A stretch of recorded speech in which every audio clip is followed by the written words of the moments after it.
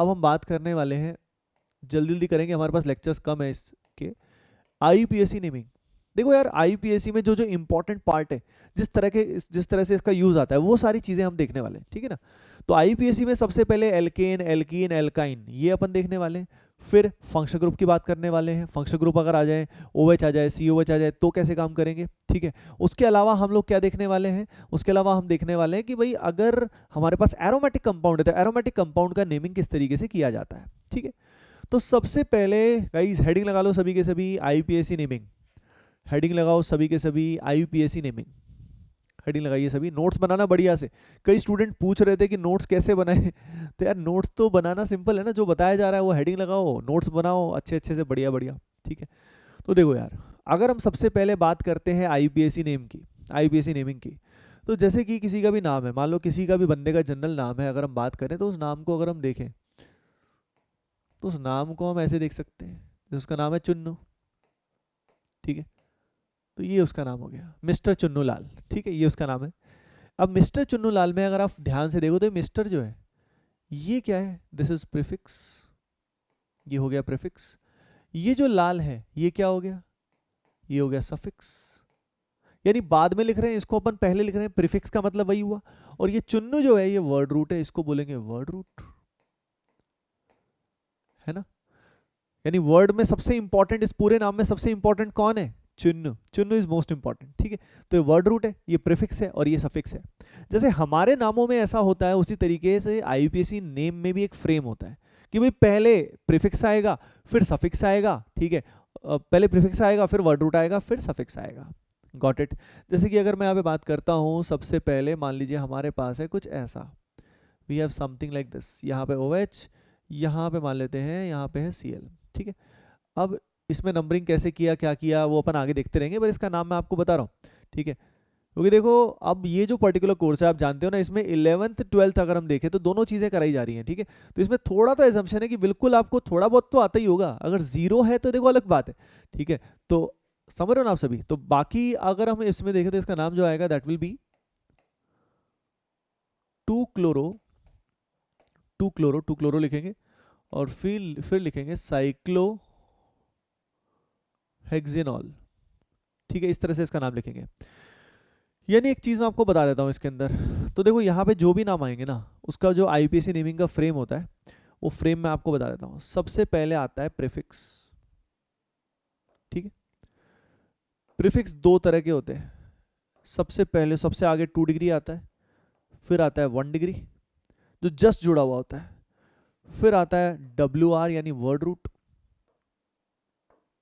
ठीक है। फिर क्या आता है, सफिक्स आता है। सफिक्स में भी 1 डिग्री एंड देन 2 डिग्री। अब देखो एक चीज मैं आपको समझाना चाहूंगा कि यहाँ पे क्या क्या सबका सिग्निफिकेंस होता है, वो अपने को समझना है, ठीक है। अपन इसके अलावा एक और कंपाउंड लेते हैं, उससे आपको और क्लैरिटी आएगी और मजा आएगा। जैसे यहाँ पे मान लो अपन ने लिया कुछ ऐसा, we have taken something like this, यहाँ पाई बॉन्ड, यहाँ पे OH और यहाँ पे CH3।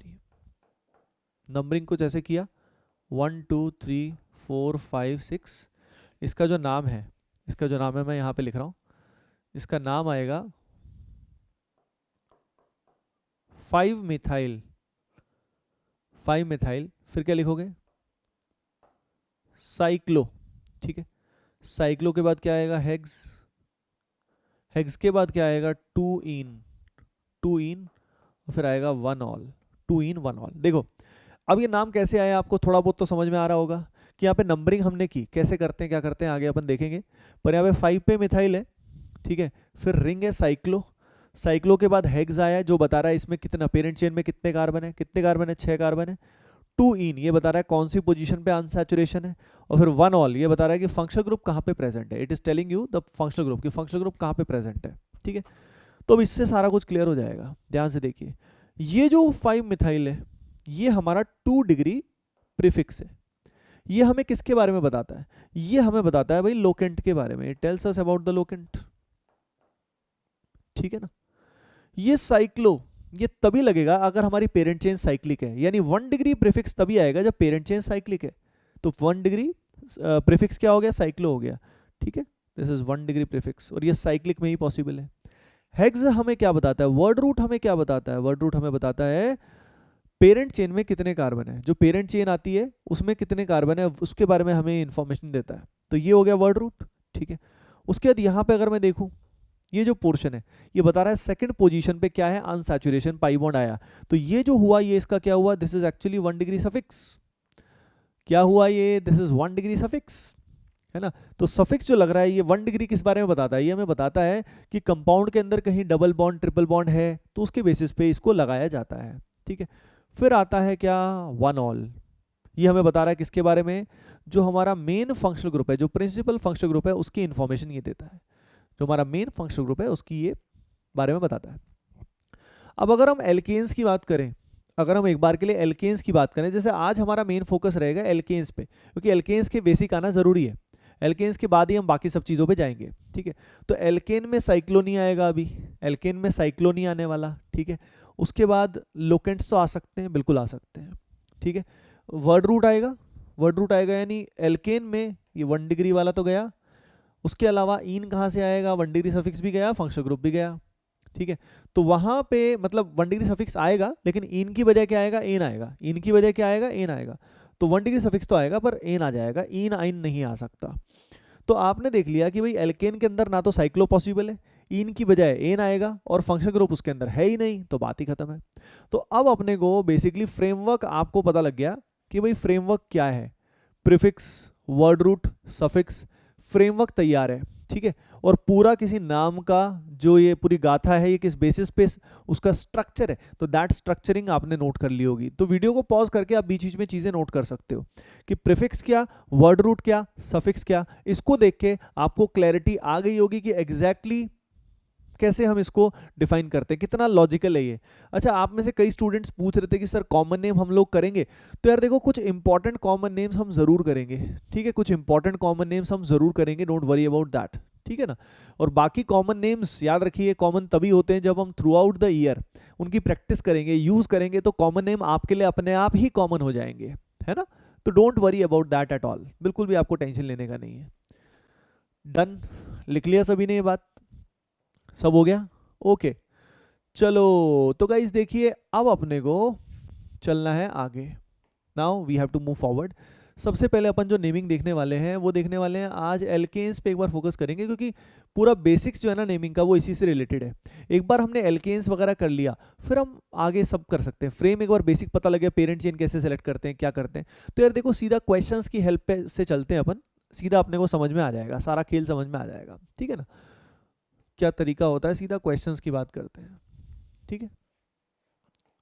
लिख लो सभी जल्दी से, स्टार्ट करते हैं।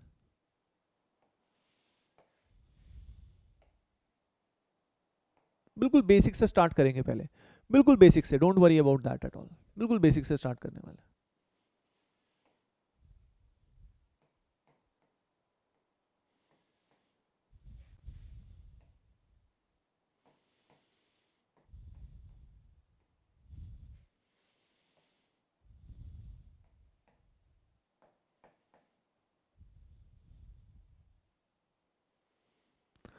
जल्दी से इनके नाम के बारे में थोड़ा सोचो, फिर हम आगे डिस्कस करते हैं। जल्दी से इसके नाम के बारे में सोचो। देखो गाइस, सबसे पहले ये देखो, इन सब में सबसे पहले अपने को पेरेंट चेन सेलेक्ट करनी होती है, पेरेंट चेन या उसको प्रिंसिपल चेन बोला जाता है, ठीक है ना। तो देखिए यहाँ पे ये जो 1 आपको दिखाई दे रहा है, 1 2 3 4 5 नंबरिंग हो गई, ठीक है। ये पेरेंट चेन है, पेरेंट चेन सबसे लंबी चेन है। एल्केन्स की अगर बात करें तो सबसे लंबी चेन हमें देखनी है एल्केन्स में, ठीक है। अब सिंपल 5 है, ना कोई लोकेंट है, लोकेंट मतलब कोई भी ब्रांचिंग इसमें नहीं है, कुछ भी नहीं है, तो ना तो इसमें प्रीफिक्स आएगा, कोई भी प्रीफिक्स नहीं आएगा, ठीक है। तो यहाँ पे सीधा वर्ड रूट आएगा, वर्ड रूट क्या आएगा, पेंट। पेंट के बाद प्योर सिंगल बॉन्ड है तो क्या लगाऊंगा मैं, इन, तो इसका नाम क्या हो गया, पेंटेन। सिंपल सी बात है, लेकिन अपने को क्लियर होना चाहिए कि स्ट्रक्चर क्या था, है ना। रटने की जरूरत नहीं पड़ेगी, फिर रटने की जरूरत नहीं पड़ेगी। आइए यहाँ देखते हैं, यहाँ पे अगर हम बात करें तो पेरेंट चेन हमारी यहाँ से लेके यहाँ तक जाएगी, यहाँ से भी शुरू कर सकते हो, एक ही बात रहेगी, एक ही बात रहेगी, सेम रहेगा। अब यहाँ से आप करते हो, अब पेरेंट चेन सिलेक्शन के बाद ध्यान से देखो, अगर ये पेरेंट चेन हमारी है तो ये हमारा क्या हो गया, ये हमारा हो गया लोकेंट, या इसको सब्स्टिट्यूएंट भी बोलते हैं, it is also known as substituent, locant या सब्स्टिट्यूएंट। अब क्या है ये जो आपको दिखाई दे रहा है, ओके तो ये जो होता है ये होता है भाई CH3 यानी methyl, this is actually methyl. ठीक है, अगर हम इसकी बात करें, अब नंबरिंग करनी है, तो नंबरिंग कैसे करोगे? तो देखो नंबरिंग लेफ्ट से भी कर सकते हो, राइट से भी कर सकते हो। लेफ्ट से नंबरिंग करना ज़्यादा प्रेफरेबल होता है, because numbering is done in such a way, numbering इस तरीके से की जाती है ताकि लोकेंट को नंबर क्या मिले, lowest. Numbering is done in such a way that locant receives the lowest number, understood. तो यहाँ पे लोकेंट को लोवेस्ट नंबर मिलने वाला है। क्यों भाई? यार सबको कम नंबर पसंद है। रैंक की अगर बात करें, किसी को ज़्यादा रैंक थोड़ी चाहिए होती है, बताओ क्या चाहिए होती है? कम रैंक चाहिए होती है। तो यहाँ पे अगर मैं देखूंगा तो इसका क्या आएगा, दैट विल बी 2 मिथाइल, ये आएगा यहाँ पे 2 मिथाइल। 2 मिथाइल के बाद यहाँ पे क्या आएगा, 5 कार्बन है, तो फिर लिखेंगे पेंट, और फिर क्या आएगा, एन। ठीक है, तो सबसे पहले इसमें लिखा मैंने किसके बारे में इंफॉर्मेशन दिया, ब्रांचिंग के बारे में। याद रखिए सबसे पहले ब्रांचिंग के बारे में इंफॉर्मेशन दिया जाता है। किसके बारे में? ब्रांचिंग के बारे में इंफॉर्मेशन दिया जाता है। डन।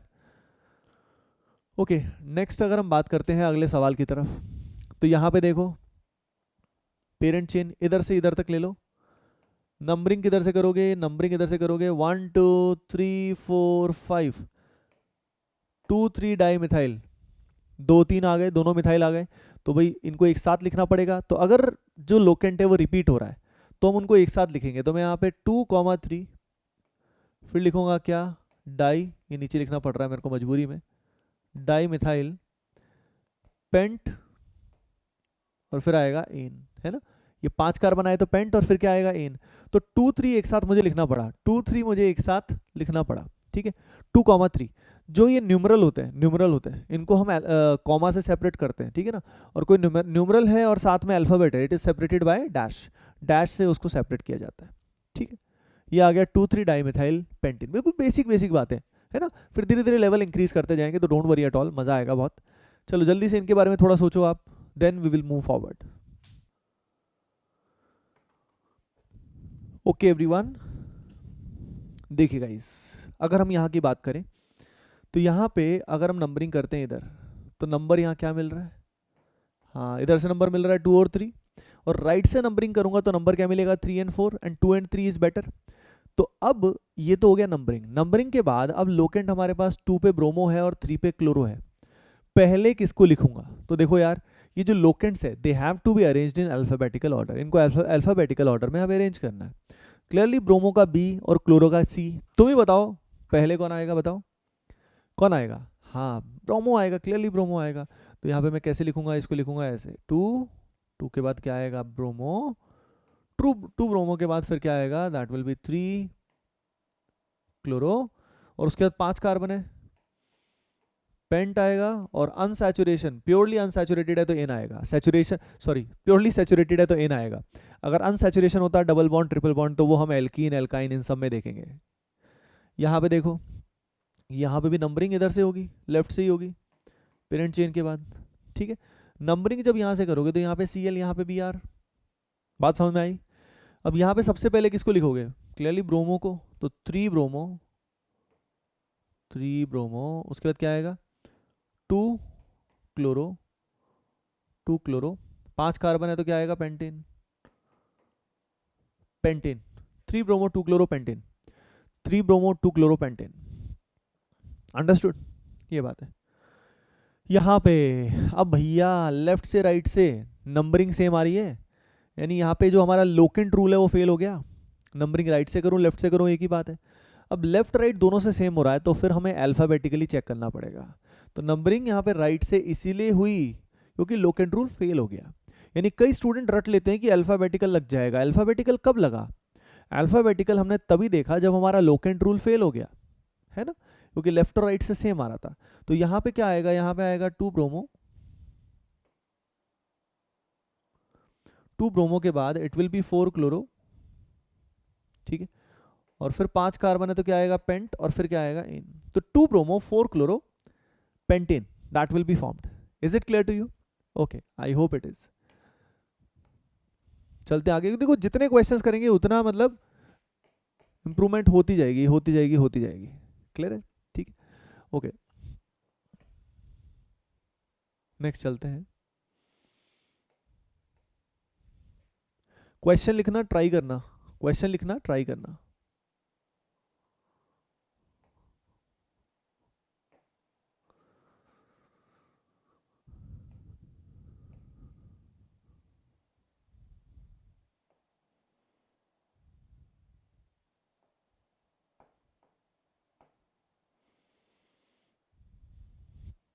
इन तीनों को करना है, ठीक है।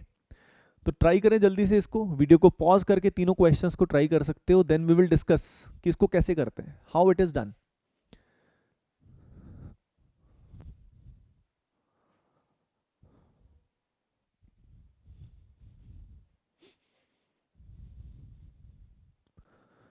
सो डियर एटीपीएंस, मचाना है तुम्हें, है ना? ठीक है, सबसे इंपॉर्टेंट तैयारी में क्या ही होता है, लगातार पढ़ाई करना, बस। There is nothing better than doing the action. अगर आपको अपने डरों को खत्म करना है, तो अपने डर को खत्म करने का एक ही तरीका है, मेहनत करना। इतनी मेहनत करना कि डर भी आपकी जिंदगी से दूर हो जाए यार, सारे डर खत्म हो जाते हैं। और सबसे अमेजिंग पल ही वही होता है व्हेन यू फील फियरलेस, ठीक है ना? Your life is limitless when you are fearless. एक बात कही जाती है, your life is limitless when you are fearless. और फियरलेस होने के लिए क्या करना होता है? Yes, action, that is the thing. Okay, तो देखो, यहाँ पे सबसे लंबी चेन ये नहीं है, यहाँ से लेके यहाँ तक है, समझ रहे हो? ये लोकेंट है यहाँ पे। तो इसलिए ध्यान रखना कि जरूरी नहीं है कि सीधी चेन ही होती है, तो अपने को ध्यान रखना पड़ता है। We have to be cautious यार, आईआईटी में जाना है, अच्छी रैंक लेके आनी, थोड़ा ध्यान तो रखना पड़ेगा। तो यहाँ से अगर हम नंबरिंग करते हैं तो यहाँ पे आएगा 1 2 3 4 5 6 7, ठीक है। यहाँ से बेटर रहेगा, यहाँ पे 3 मिलेगा, यहाँ से तो बहुत लंबा रास्ता था। तो यहाँ पे जो इसको लिखेंगे वो क्या लिखेंगे? यहाँ पे लिखेंगे 3 मिथाइल, 3 मिथाइल के बाद 7 कार्बन है तो हेप्ट आएगा, और सिंगल बॉन्ड है तो क्या आएगा? एन। तो 3 मिथाइल हेप्टेन, सिंपल। नेक्स्ट, ये हमें दिया हुआ है, दिस इज गिवन। सोचो इसके बारे में, क्या होगा, व्हाट विल हैपन। देखो इसमें ना, पता है, यहां से लेके यहां तक जाएंगे हम। अब देखो इसमें पेरेंट चेन लेंथ ये भी सेम थी और ये भी सेम थी, दोनों पेरेंट चेन लेंथ सेम थी। लेकिन we are preferring this particular parent chain, why? क्योंकि इसमें more number of locants are present, ज्यादा नंबर ऑफ लोकेंट्स हैं। इस वाली पेरेंट चेन में लोकेंट एक ही हो गया, this is 1 and this is 2, this is second locant, दो लोकेंट है इसमें। लेकिन अगर मैं इसको लेता तो ये पूरा का पूरा एक ही लोकेंट होता। यानी अगर पेरेंट चेन लेंथ सेम आ रही है, if the parent chain length is same, you have to consider that particular parent chain. आपको वो पेरेंट चेन लेनी है जहां क्या होगा? यस, जहां पे नंबर ऑफ लोकेंट ज्यादा है। लिखना चाहो तो लिख भी सकते हो, parent chain length is same, if parent chain length is same, select the one select the one having more number of locants, select the one having more number of locants, उसको select कीजिए जहां number of locants ज्यादा है, ठीक है? Clear है? Okay अब इसमें नंबरिंग कहां से करूं मैं भाई? यहां से नंबरिंग करूंगा, दिस इज बेटर, 1 2 3 4 5 एंड 6, ठीक है। अब यहाँ पे 2 पे मिथाइल है और 3 पे ये जो होता है इसको क्या बोलते हैं? इथाइल बोलते हैं, है ना? मिथाइल इथाइल में पहले किसको लिखेंगे? ऑब्वियसली पहले लिखेंगे इथाइल, ई पहले आएगा, ई बिफोर एम। 3 इथाइल, 2 पे आएगा मिथाइल, 2 पे आएगा मिथाइल, और फिर आएगा हेक्सेन, ठीक है। 3 ethyl 2 methyl hexane, this is it. Understood? बात समझ में आई? नेक्स्ट अगर हम बात करते हैं, तो यहाँ पे क्या हो रहा है? हाँ, यहाँ से ये पेरेंट चेन लोगे और नंबरिंग यहाँ से करोगे 1 2 3 4 5 6, again because of more number of locants, दो आएंगे इसमें। सबसे पहले किसको लिखोगे? सबसे पहले लिखोगे 1 ब्रोमो, 1 ब्रोमो के बाद क्या आएगा? 3 इथाइल, ठीक है। और फिर 6 कार्बन है तो यहाँ पे क्या आएगा? Hexane, 1 bromo 3 ethyl hexane. Understood? बात समझ में आई क्या सभी को? वेरी गुड, बहुत बढ़िया, ठीक है। तो इस तरीके से हम एल्केन्स को डील करते हैं, this is how alkanes are dealt with. एक क्वेश्चन और करो, do one more question.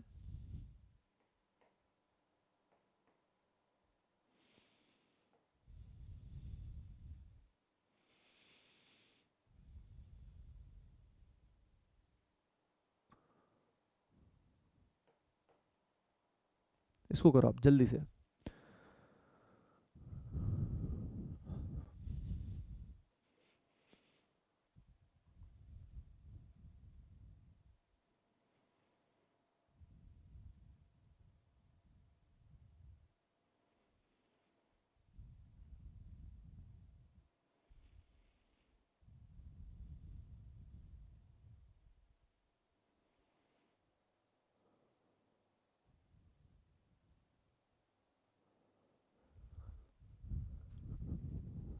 Yes, देखिए अब कुछ इंटरेस्टिंग बात आपको बता देता हूँ इसमें। यहाँ पे अगर हम देखते हैं तो यहाँ पे नंबरिंग हम यहाँ से करेंगे 1 2 3 4 5 6, ठीक है। यहाँ पे याद रखिए ये 2 पे 2 Cl है, एक Cl नहीं है, 2 है, ठीक है। तो यहाँ पे 2 2 है, तो यहाँ पे इसको क्या लिखेंगे आप देखो, यहाँ पे आ जाएगा डाइक्लोरो और यहाँ आएगा मिथाइल। तो बात यह है कि डाइक्लोरो का डी लोगे या सी लोगे। तो मैं एक बात बताता हूँ, जब ये रिपीट होता है तो डाइक्लोरो, ट्राइक्लोरो, टेट्राक्लोरो ये हो सकता है, तो हमको डाई ट्राई टेट्रा को इग्नोर करना होता है। यानी अगर हमारा लोकेंट सिंपल है, सिंपल का मतलब विदाउट एनी ब्रांचिंग, उसके नाम में ब्रांचिंग का कोई रिलेशन नहीं है, ऐसे केस में अगर हम डाई यूज करते हैं जैसे कि die chloro, die bromo, di methyl, तो ये डाई ट्राई इग्नोर होता है अल्फाबेटिकल के दौरान। यानी जब हम लिखेंगे तो हमें इसका सी कंसिडर करना है, ना कि डी। Do you understand? तो यहाँ पे अगर मैं देखूं तो यहाँ पे क्या होने वाला है, यहाँ पे सबसे पहले सी करोगे तो यार सी पहले आएगा, 2,2 फिर आएगा डाई क्लोरो, है ना, फिर क्या आएगा 4 मिथाइल, 4 मिथाइल के बाद 6 कार्बन है, तो यहाँ पे क्या आएगा हेक्स, हेक्स के बाद क्या आएगा एन, हेक्स के बाद क्या आएगा एन। तो आपने देखा di tri tetra etcetera, di tri tetra etcetera, जब ये सिंपल सब्स्टिट्यूएंट्स के साथ, simple substituents chloro, bromo, methyl, ethyl इन सबके साथ लगते हैं तो उनको कंसीडर नहीं किया जाता इन द अल्फाबेटिकल, अल्फाबेटिकल में इनको कंसीडर नहीं किया जाता है। Do you understand this? I hope you do. Okay, चलो let's move on to the next question, अगले सवाल की ओर हम लोग चलते हैं। ओके, ठीक है, ये सब देख लिया। अब देखो इसके अंदर क्या होता है, कॉम्प्लेक्स सब्स्टिट्यूएंट भी होते हैं, there are complex substituent as well, ठीक है। जैसे मतलब मैं थोड़ा सा आपको समझा देता हूँ, जैसे मान लो ये है चेन कुछ ऐसी 1 2 3 4 5 6 ऐसा कुछ लंबी सी चेन है, और यहाँ पे कुछ ऐसा आ गया, मान लीजिए कुछ ऐसा आ गया। अब ध्यान से देखिए पेरेंट चेन तो यहाँ से लेके यहाँ तक आ गई, लंबी चेन। ये भाई साहब इनको simple methyl, ethyl, bromo, chloro ये सब लिख ही नहीं सकते, नहीं लिख सकते, समझ रहे हो ना। यानी इस तरह के सब्स्टिट्यूएंट, इस तरह के लोकेंट, यानी लोकेंट जिनके अंदर क्या हो जाती है, ब्रांचिंग हो जाती है, मतलब जब लोकेंट के अंदर लोकेंट होता है, ब्रांच के अंदर जब ब्रांच होता है, ऐसे केस में क्या हो जाता है, हाँ ऐसे केस में उनको बोला जाता है कॉम्प्लेक्स सब्स्टिट्यूएंट। तो what is a complex substituent, ये बात समझ में आ चुकी होगी आपको, ठीक है ना। कॉम्प्लेक्स सब्स्टिट्यूएंट मतलब जब ब्रांच के अंदर ब्रांच हो जाए, सीधा क्लोरो, ब्रोमो, मिथाइल, इथाइल ऐसे ना लिख पाए, तो उसको बोलते हैं complex substituent. Now the point is कि भैया कॉम्प्लेक्स सब्स्टिट्यूएंट जो होता है इसको किस तरीके से नाम दिया जाता है, इसमें स्टूडेंट्स को ऑफन काफी डाउट आता है, तो we have to see about that as well. Got it? ठीक है, तो मजा आने वाला है, ठीक है ना। तो सिंपल सब्स्टिट्यूएंट हमने देख लिया, now we have to look out for, heading लगा लो सभी के सभी जल्दी से, कॉम्प्लेक्स सब्स्टिट्यूएंट। क्या लिखोगे, complex substituent. In the case of alkanes, alkanes में कॉम्प्लेक्स सब्स्टिट्यूएंट है, तो आपको क्या करना होगा, ठीक है। तो देखते हैं, लेट अस सी।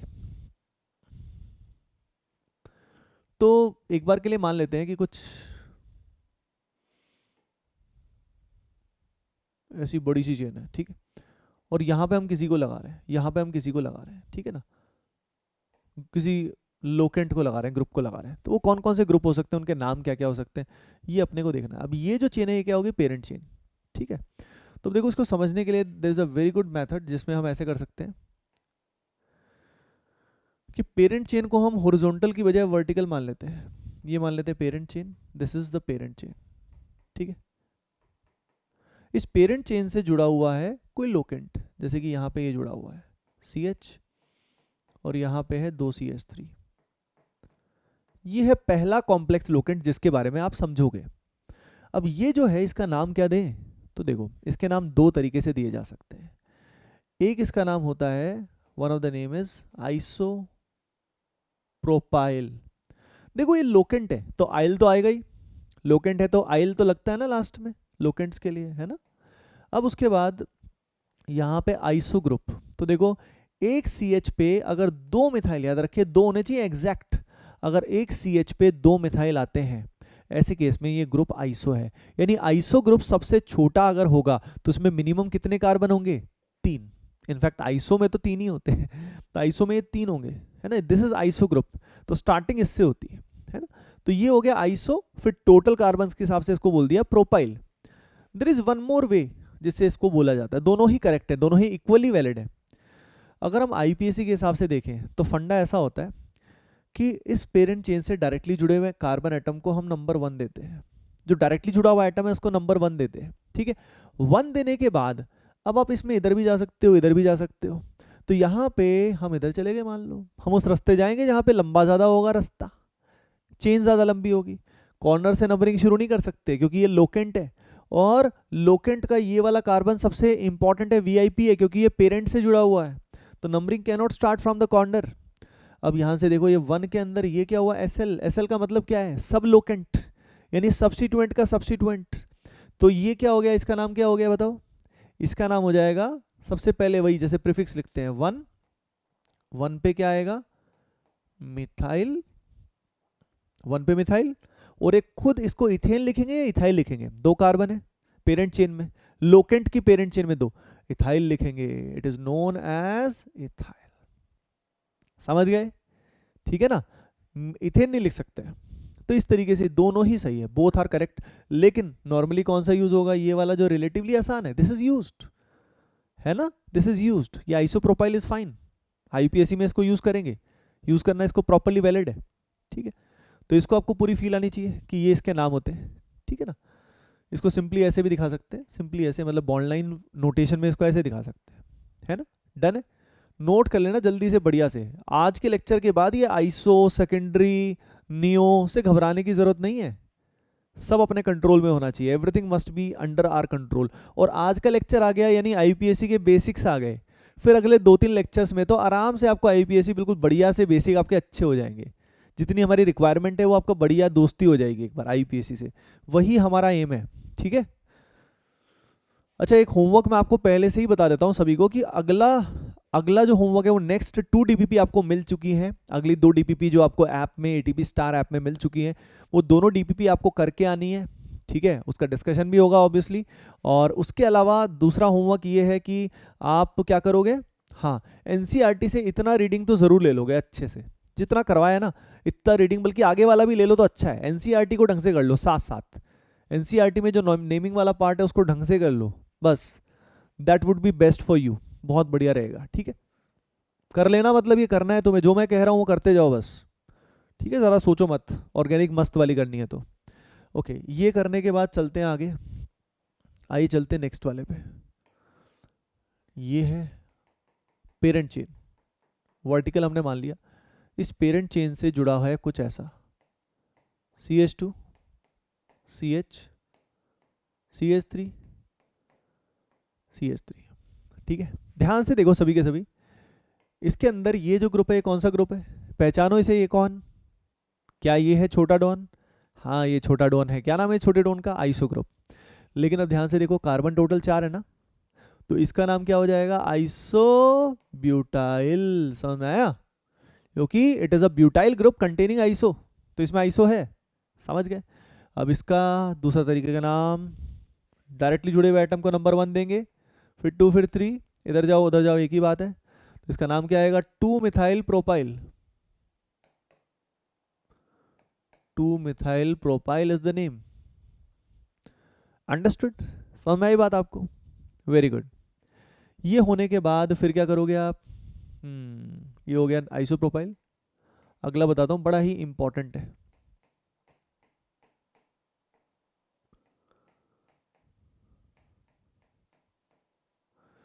देखो इनके बॉन्ड लाइन में भी बना लेना, साथ साथ इसको बॉन्ड लाइन में भी बना लेना। अब ये जो आपको दिखाई दे रहा है, ये जो आपको दिखाई दे रहा है, इसको करोगे आप सेकेंडरी ब्यूटाइल में, क्या आ जाएगा इसका नाम, सेकेंडरी ब्यूटाइल, ठीक है। मतलब शॉर्ट में सेक ब्यूटाइल लिखा हुआ है, पूरा नाम इसका सेकेंडरी ब्यूटाइल है, ठीक है। So now the point is कि इसको सेकेंडरी क्यों बोला। तो देखो यार, ये कार्बन यहाँ पे कितने कार्बन से डायरेक्टली जुड़ा है, 2 से, तो यहाँ पे सेकेंडरी यूज कर दिया। वैसे तो पेरेंट चेन वाला कार्बन भी होगा, लेकिन उसको हमने इंक्लूड नहीं किया क्योंकि लोकेंट के घर की बात ही देख रहे हैं, लोकेंट के अंदर क्या चल रहा है उसको देख रहे हैं। तो सेकेंडरी उस कारण आया, butyl represents total carbon, total, तो secondary butyl is the name. Understood, ठीक है। अच्छा, अब देखो एक बात मैं आपको इसके साथ साथ बताना चाहूंगा, सेकेंडरी पेंटाइल या सेकेंडरी हेक्साइल कभी आप नहीं सुनेंगे, कभी भी नहीं मिलेगा। क्यों नहीं मिलेगा, सोच सकते हो क्या इस बारे में? Why no secondary pentyl, secondary hexyl, ये सब क्यों नहीं होता? पता क्यों नहीं होता? उसका रीजन है, अगर आप सेकेंडरी पेंटाइल बनाने की कोशिश करोगे ना, तो उसमें मल्टीपल पॉसिबिलिटी आएंगी। इसमें जैसे सेकेंडरी ब्यूटाइल में इसके अलावा कोई और पॉसिबिलिटी बना के देखो, नहीं पॉसिबल है, ठीक है। लेकिन समझ रहे हो, बाकियों में पॉसिबिलिटी है, तो इसलिए कभी आपको पेंटाइल और वो सब नहीं मिलेगा, you will not get it, ठीक है। उस नंबरिंग वाले मेथड से करेंगे तो यहाँ पे 1 2 3, ये इसका सब लोकेंट, तो इसका नाम आएगा 1 मिथाइल ब्यूटाइल, ठीक है, डन है। ओके, नेक्स्ट आपको बता देते हैं, कार्बन जुड़ा है 3 मिथाइल से, 2 से नहीं 3 से, तो आइसो नहीं है भैया ये, इसको क्या बोलेंगे, it is known as tertiary butyl. Butyl तो समझ गए, 4 कार्बन है तो ब्यूटाइल ही बोलेंगे, और क्या बोलेंगे, शॉर्ट में इसको टर्ट के बाद डॉट लगा देते हैं, ब्यूटाइल, ठीक है। इससे घबराने का नहीं है, एंजॉय करने का, ऐसे भी लिख देते हैं, स्मॉल टी भी लिख देते हैं, स्मॉल टी से समझ जाया करो टर्शरी की बात कर रहे हैं। टर्शरी क्यों बोला भाई इसको, हाँ बिकॉज 3 डिग्री है, तो टर्शरी बोला इसको, अपन जो चाहेगा वो बोलेगा, ठीक है। नहीं ऐसा नहीं है, आईपीएससी की बात सुननी पड़ती है, ठीक है ना। तो यहाँ पे टर्शरी आ गया, गॉट इट। अब यहाँ पे इसको अगर हम लिखेंगे नंबरिंग तो इंटरेस्टिंग है, 1 के बाद यहाँ चले जाओ, यहाँ चले जाओ, यहाँ एक ही बात है, लोकेंट 2 है ये दोनों, तो इसका नाम जो आएगा वो क्या आएगा, 1,1 डाई मिथाइल, उसके बाद इथेन नहीं आएगा, ध्यान रखिए, that will B ethyl, 1,1 di methyl, ethyl is the correct answer. Understood, बात समझ में आई सभी को? Yes, very good. Now the point is, अब यहाँ पे एक और रह गया, उसको अपन देख लेंगे। अल्फाबेटिकल में अगर हम देखें तो किस किस को कंसिडर करते हैं, किसको नहीं करते हैं। तो देखो, आइसोप्रोपाइल के आई को अल्फाबेटिकल में कंसिडर किया जाता है, ठीक है, लिख लेना इस बात को। I of iso is considered in the alphabetical, alphabetical में आई को लेंगे, इसको पी को नहीं लेंगे, आई को लेंगे, ठीक है। यहां पे भी ऑब्वियसली आई को लेंगे, सेकेंडरी को नहीं लेंगे। क्यों नहीं लेंगे भाई सेकेंडरी को, टर्शरी को भी नहीं लेंगे, क्योंकि ये इस नाम का हिस्सा नहीं है। अब ध्यान से देखो, ब्यूटाइल और सेकेंडरी अलग अलग है, फ्रेगमेंटेड है, उस नाम का हिस्सा नहीं है ये, ठीक है। यहाँ पे देखो, ये टर्शरी इस नाम का साथ में डायरेक्टली कनेक्टेड नहीं है, लेकिन आइसो देखो, आइसो के साथ कनेक्टेड है, ये आइसो ब्यूटाइल। बात समझ में आई आपको? तो यहाँ पे ये दोनों यूज नहीं होते, टर्शरी यूज नहीं होता, ये नहीं होता, ठीक है। अच्छा, अगली चीज, अगर ये लिख दिया तो एम यूज करोगे, ये यूज किया तो ये आया तो एम यूज करोगे अल्फाबेटिकली में, इसका भी एम करोगे। क्या यहाँ वाला डाई यूज करोगे? हाँ, अगर कॉम्प्लेक्स सब्स्टिट्यूएंट है हमारे पास और वहां पे डाई ट्राई आता है तो वो अल्फाबेटिकल में कंसिडर होता है। यानी if di tri comes in the complex substituent, you have to take that into account in the alphabetical order. I think ये बात समझ में आ चुकी होगी, ये सारे सब्स्टिट्यूएंट, ठीक है ना।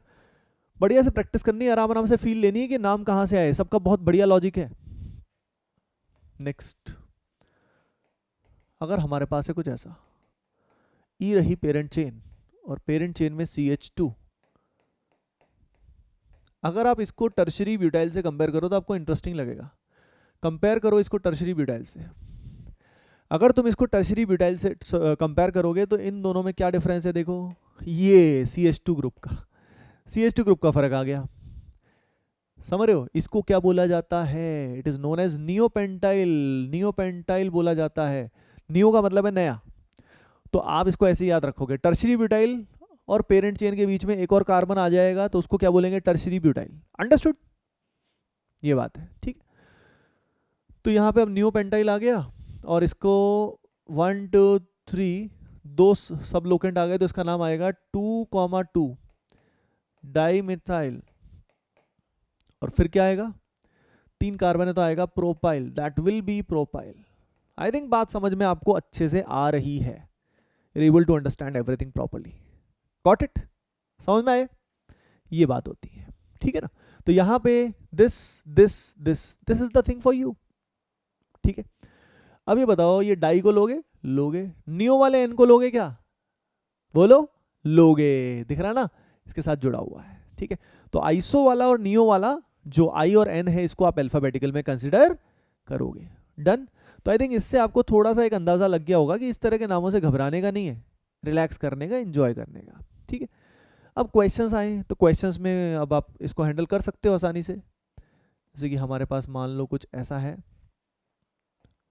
We have something like this, ठीक है। अब एक बात मैं क्लियर बता दूं आपको ना, वो यूज नहीं करना, क्या यूज नहीं करना, हाँ आपको इसका जो ये वाले फॉर्म है, ये वाला फॉर्म यूज करो, ये बड़े वाला फॉर्म यूज मत करो, छोटा फॉर्म यूज करो, ठीक है, वही प्रेफरेबल होता है।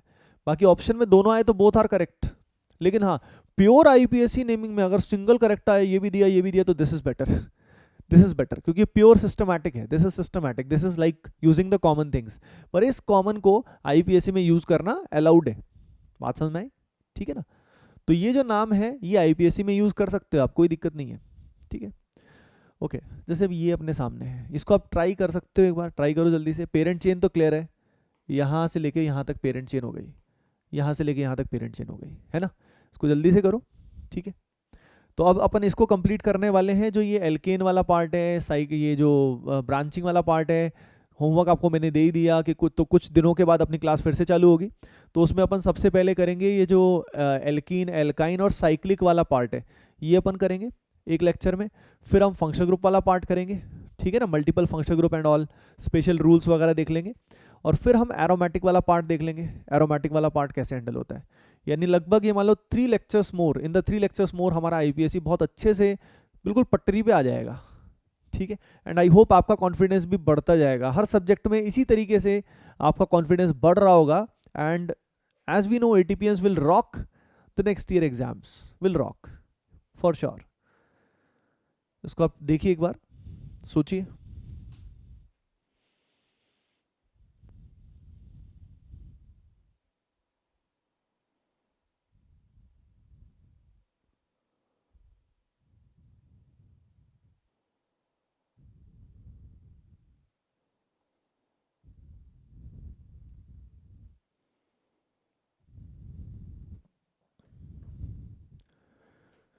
ओके देखिए एवरीवन, यहाँ पे अगर हम बात करते हैं, ठीक है, तो यहाँ पे इधर से नंबरिंग कर रहा हूँ तो यहाँ पे आएगा 3, 1 2 3, यहाँ से करूँगा तो 1 2 3 4 आएगा, तो दिस इज बेटर।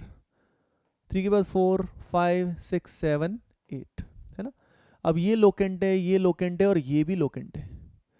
ये जो लोकेंट है, इस लोकेंट की अगर हम बात करें तो ये है आइसोप्रोपाइल, समझ गए ना, अब तो देखते ही समझ में आना चाहिए, प्रैक्टिस कर करके याद होगा, ठीक है, एकदम से नहीं होता है, कभी सोचो एकदम से आप जादूगर बन जाओगे, ऐसा नहीं होगा।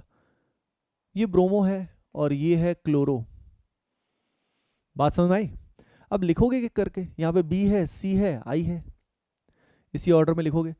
तो सबसे पहले यहाँ पे क्या आएगा, 3 ब्रोमो, मैंने शॉर्ट में बी लिख रहा हूँ, ठीक है। 3 ब्रोमो के बाद 4 क्लोरो, आपको नहीं लिखना, आपको पूरा लिखना, ठीक है ना, मैं थोड़ा आलसी हूँ, मैंने इतना ही लिखा है।